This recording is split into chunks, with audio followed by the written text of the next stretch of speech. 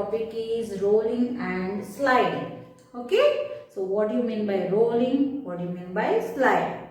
Rolling is nothing but moving by turning over and over again. Okay? The object will move by turning many times along the surface. That is called rolling. If we take the ball, it rolls or slides. The ball will turn over and over, okay, along the surface.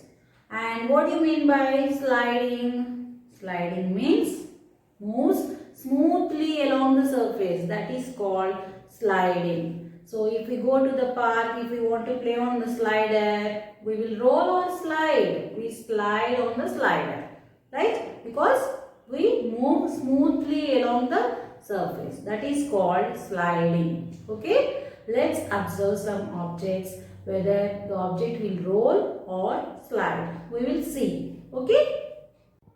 Now let's do the experiment, children. Okay? I am taking the ball. Now tell me, children, it will roll or slide? Let's observe. See, it is rolling, okay, because it is turning over and over, okay.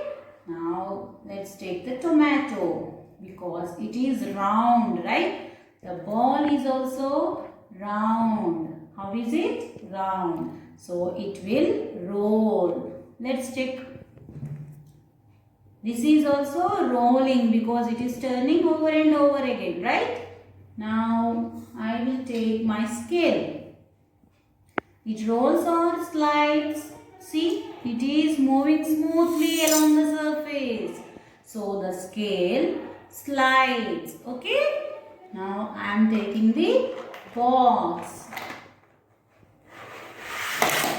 It is also moving smoothly along the surface. It is not rolling because it has a flat surface here, right?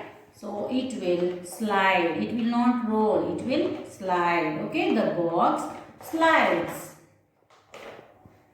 Now, I am taking the pen. Okay, see, if I keep like this, it will roll. Okay, because it has curved surface, right?